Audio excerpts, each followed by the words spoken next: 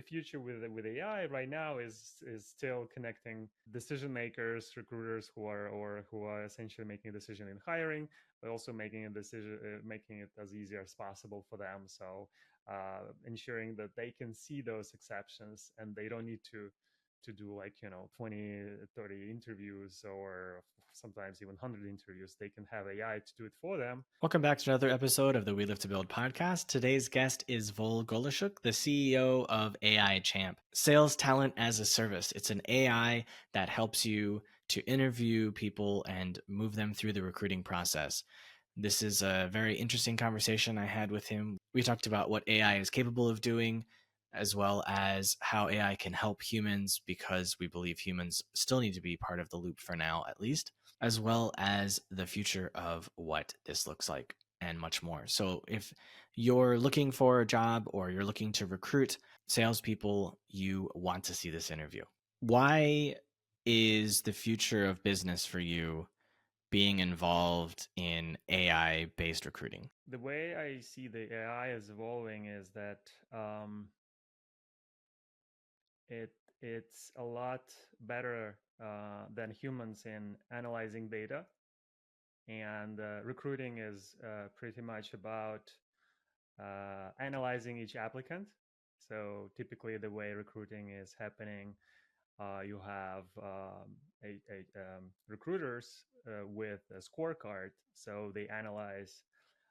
Let's, for example, take like sales roles. So they look into things like experience, what kind of industries where you're selling to. Is it SMB? Is it mid market? Is it enterprise? And there are a lot of data points which essentially are being conducted manually. So each recruiter has typically like like a spreadsheet, and then they fill in the details. And okay, this person is you can score that much. So depending on conversational skills, experience, and other things that are being measured.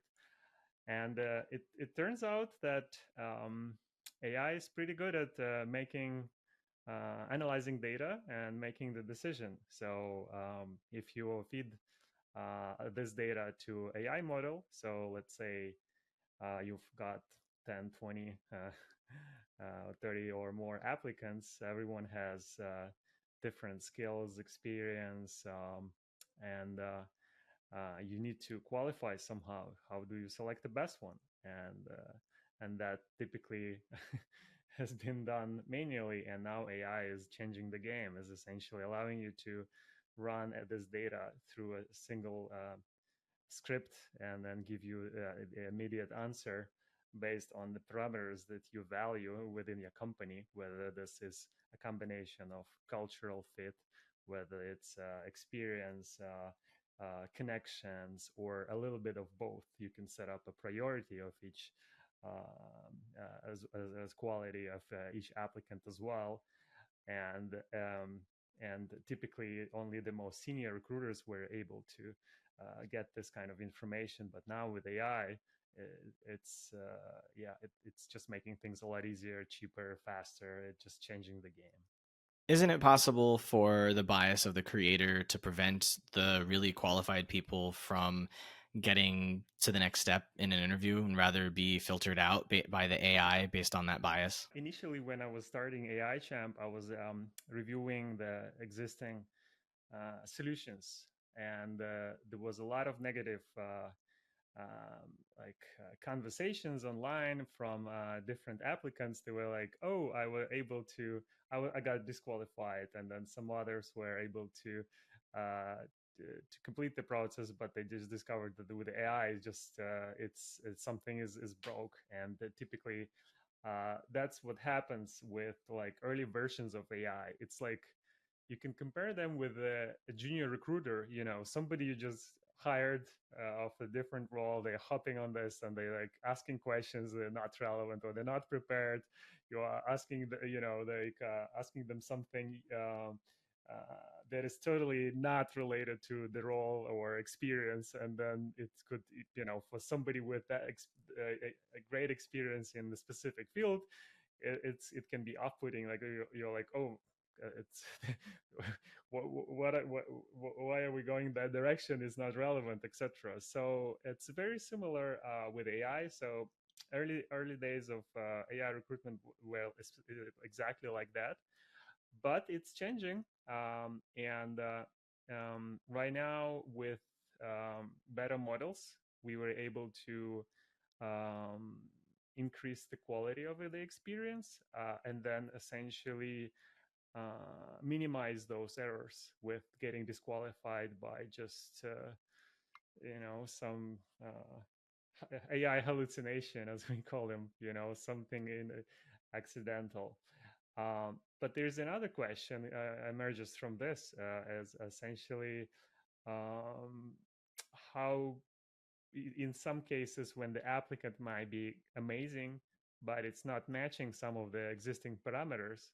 So in this way, how do you create those exceptions when some talent coming in, and then often what happens in the recruiting space when there is a great applicant but AI just disqualifying because of like some parameters that humans thought that it's super relevant and we shouldn't consider anyone else.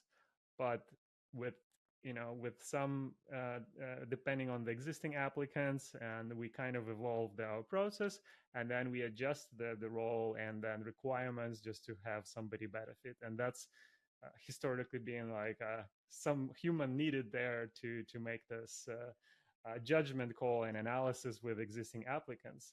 So once this part is also connected with AI, then yeah, we're gonna have a much better experience, and and better, easier, smoother applications, better, quicker decisions, better feedback from. I agree it's important to have a human in the loop on something like this. I was involved in HR with a few different companies that I worked for, as well as companies that I've owned.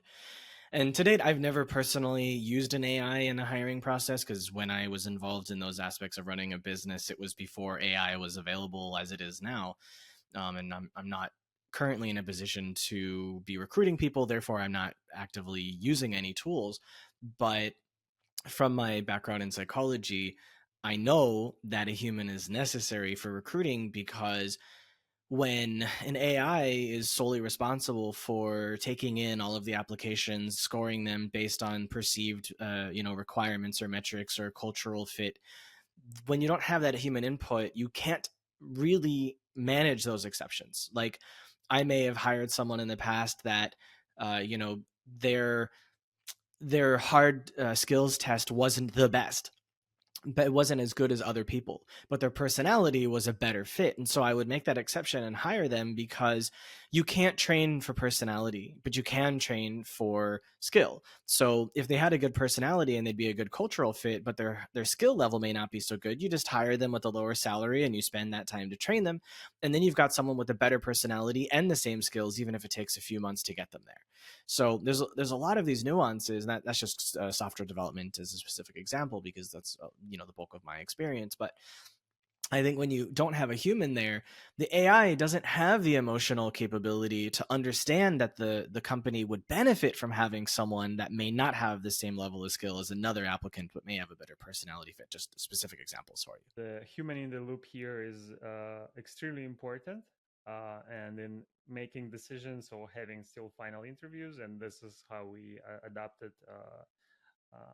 this as well with the product that I built, AI Champ, with my team. So the final decision still held by a person, and then still the decision making is connected with AI. So the difference is now we are making it a lot easier for a decision maker to make these exceptions. So once you have an experience, like an interview with AI, essentially every applicant can get a scorecard, and then they can immediately see what's going on, and then how did the whole interview happen, and then what is this person is being scored against, and what are their points, and then perhaps this applicant can see an immediate feedback and then see, oh, okay, it doesn't look like I'm fit because they require the specific experience that I just absolutely have, so there's no even point having connections with somebody.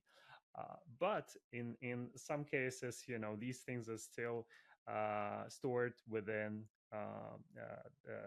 the system where the recruiter can, or the decision makers who's trying to hire somebody, can still review these and then see, okay, so let's have a look at somebody who have better connection with like a better cultural fit, but not necessarily amazing experience. So they can still see the applicants, their interview, and then they can see their scores and listen to the whole experience with interaction with the AI, and then make an exception. So it's still possible. So I think the future with AI right now is still connecting uh, decision makers, recruiters who are essentially making a decision in hiring, but also making a decision, making it as easy as possible for them. So ensuring that they can see those exceptions and they don't need to do like 20, 30 interviews, or sometimes even 100 interviews. They can have AI to do it for them, and then they can quickly see within like 5, 10, 20 minutes, quickly go through each application, see the people with more experience but less cultural fit, and see whether they can be connected within their organization, or vice versa. Perhaps somebody who's just starting their career, but not necessarily have those experience, but amazing fit, let's say based in the same city, or have the same I don't know, cultural background, or some interest in like sports, or a specific technology that the company is moving towards. So yeah, I think the success in with building AI products, it lies in the connecting these things together and letting people make better decisions with hiring, and having those options brought to them in the easiest form possible. When I used to conduct interviews, I typically, and this is for hiring, not for podcasts, but with podcasts, I typically have no script and I go as natural as I can. But when hiring, at least in the first interview, I typically have a set of questions that I feel I need to know the answers to from the person. So they're standard. And then sometimes I'll go off script depending on if they answer in a certain way. And I'll go, I need to know more about that. Right. So I'll look at each situation.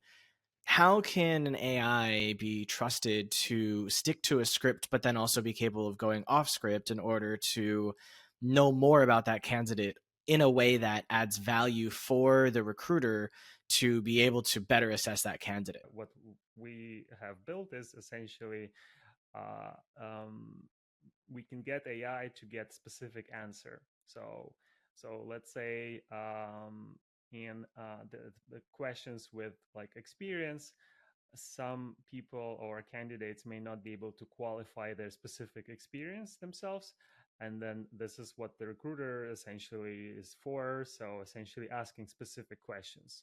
So let's look into an example with like hiring a sales executive with for the product in like on customer onboarding like a space. So then you can ask or configure like an interview to get the specific answers. And then if you're not getting these answers, you can ask the questions that are connected to that. So if the person has mentioned something about onboarding, and then you have the interview is related to that, so then AI will automatically is like, oh, tell me more about this experience. Oh, this could be relevant because of the company is in this space. So it can basically ask specific questions. So you can program now the interview process with high level things. It's like you need to figure out, like their experience, their achievements in the universities, and then the AI can basically ask these questions. So let's say in the universities, sometimes the score of like specific like subjects may not be enough, and then you can ask like whether they had participated in any like competitions, or any like olympiads or anything else that's being organized, but in different countries, cities or states. There's so many other like different unique things.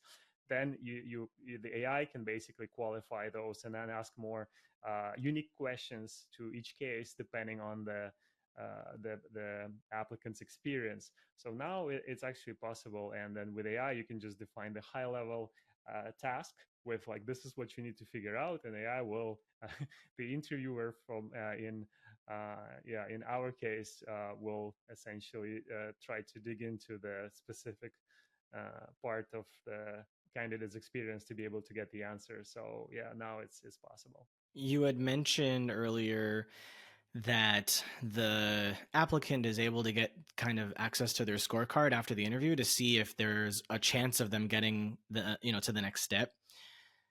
I think that's really valuable because companies usually never tell you why they're not going to hire you, just like women never tell you why they don't want to continue dating you, um, which is a personal experience.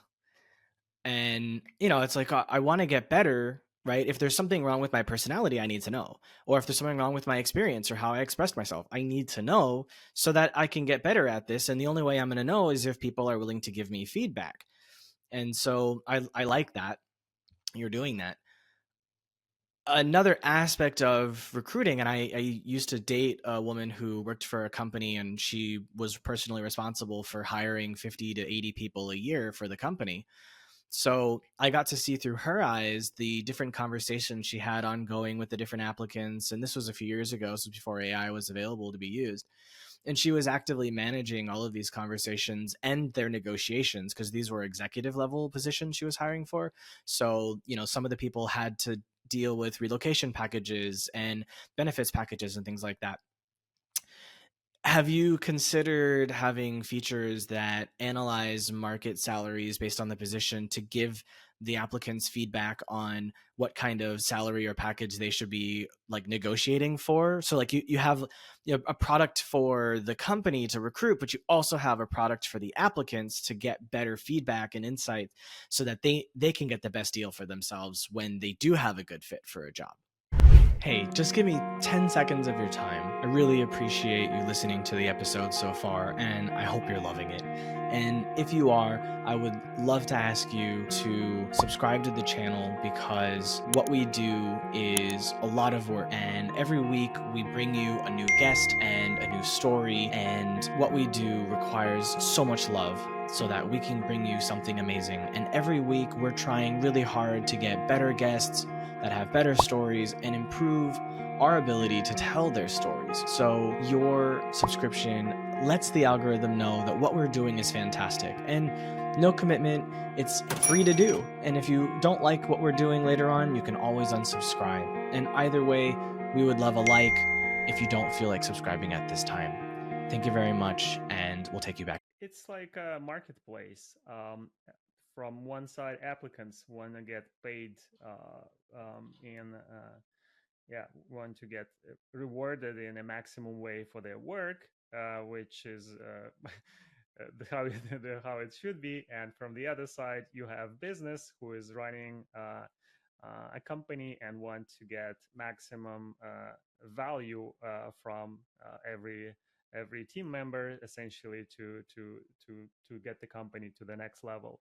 So and then in the middle, then we need everyone making decisions. So you have multiple companies, and then applicants are looking, oh, can I so like to answer your question is not specifically by like a salaries expectations, but it's also could be more for um, what future can you see within this company, and what potential, because at the very start,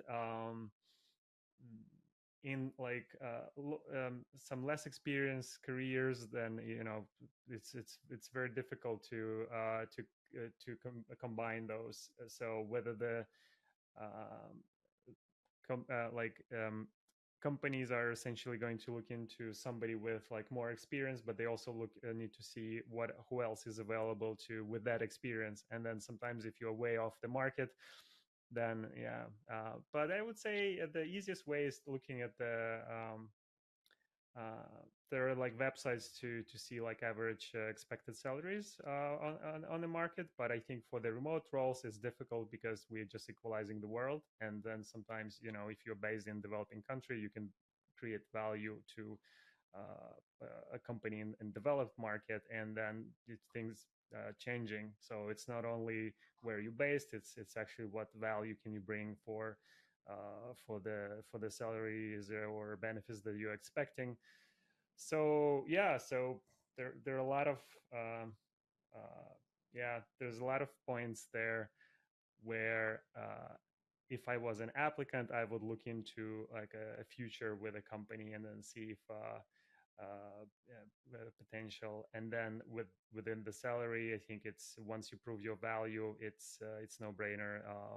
Any company would want to keep you whatever the cost, as long as the company is moving to the right direction, growing, and yeah, so it's yeah, it's like never ending battle, with a talent. Um, it's everyone wants to, like, a company wants to get a best deal from applicants, and then applicants want to get the best deal for themselves for their future in career. So, and there's all these parameters that everyone is looking to match. And I think actually AI can help each side to make a better decisions, and that's where we can make a better experience for applicants, because they can see, oh, okay, this is great, and then I need to improve here, or there is no chance I can get this because my score is just too low.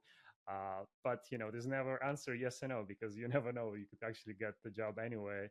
And then on the other side, also the companies who need to make a decision quickly, and there are so many applicants.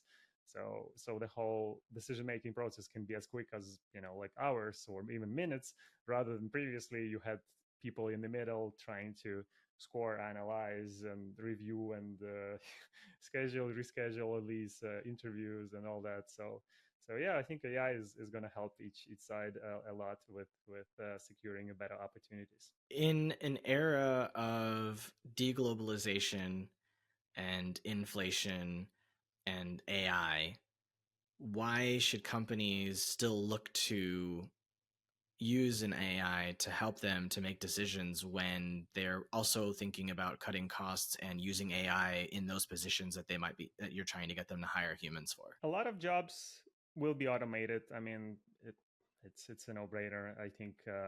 And the way um, we're seeing this is very similar to a case with accountants. When the early days, when computer got became popular, there were like a software which allows to recalculate all of the accounting balances, and then in like automatically, and that was pretty much the job of accountant before the computer was popular. So, and then all the accountants were like, oh my god, what I'm gonna do? I used to do these recalculations on the different balance sheets, and now AI and spreadsheet, you can simply change number every it's automated everybody else. That's it. I'm done. What do I do now? So so the same is happening here as well. I think we're just gonna focus on creative, better valued work. So then the role of the like a basic knowledge base worker would be automated, and then we're just going to have to move to the more of creating value with, like, what do we do now with this? So same as with accountants. So now we used to recalculate these numbers for different spreadsheets. Now we can bring some more values built software. So the way now I see this is very similar with AI. So all of the you used to need somebody to write the code, so similar to an accountant in 90s. Now in let's say in 3-4 years, there won't be a need for somebody to write the code. You're just going to be with one line describing what you're looking for. So I'm looking for this application. It's going to be more like interaction with a person, trying to figure out what's going to be the most impactful as a thing to create right now. So yeah, I think it's yeah, it's in terms of hiring, it will also change to having more senior roles. And if we look into sales specifically, it's not going to change dramatically, because I see this as people will still be buying from people. And it's the same with like playing chess. Computer plays better chess than humans, but do we care? I mean, we do, but we still have chess players, and then humans still interested in playing chess with other humans, and and I think it's still going to be the same with many roles that we have. We're still going to interact with people, and we knowing that AI can do some role even things even better, but there's going to be better experience with the human connections in the future. My bet is that in 5 years, my agent will be buying from your agent, and you and I will never speak. But my money will change hands, and your agent will teach my agent what it needs to know. I think I would agree with you here. We're all going to have our agents. They're going to interact with each other, going to make decisions, and the transactional sales are going to happen this way. And what happens then in the future? Um, in sales, for example, this experience with people will move enterprise. And if you need, like interaction is more about who you know, what connections can you bring, and other things other than just making a decision. But yeah, I think for transactional sales, it's already happening. I mean, we don't need to have meetings for like $50-$100 a decision, but then things are gradually moving. So then it's just going to move to $1,000 and more. And I think it's in the future, the in the sales example, we're going to have the talent in more interesting deals with more stakeholders than decision makers that are happening not just by one person. And then even at that phase, we're still going to have AI help assisting us. The way, see, for example, in sales, every enterprise sales guy will have a sales engineer, more likely some sort of an agent which hops on a call, where there won't be any questions. Is like, oh, your software does this and that? Oh yeah, let me check with my team and find out.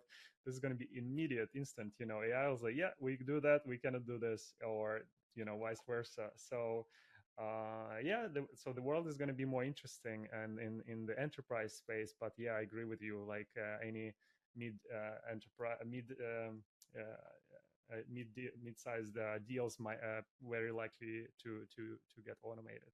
What's the hardest thing about running this business? To ensure that every experience is amazing, first from client and also from applicant, because historically this has been not amazing experience. Somebody was always unhappy, either like no feedback or bad quality candidates or not relevant candidates, etc.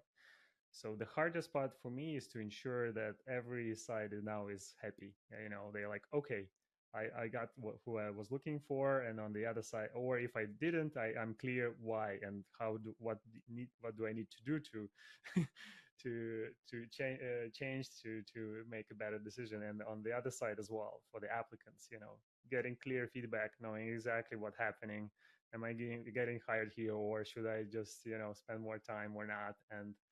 And that's the hardest part, because that requires a lot of like technical calibration of the technology, and a lot of prompting and testing.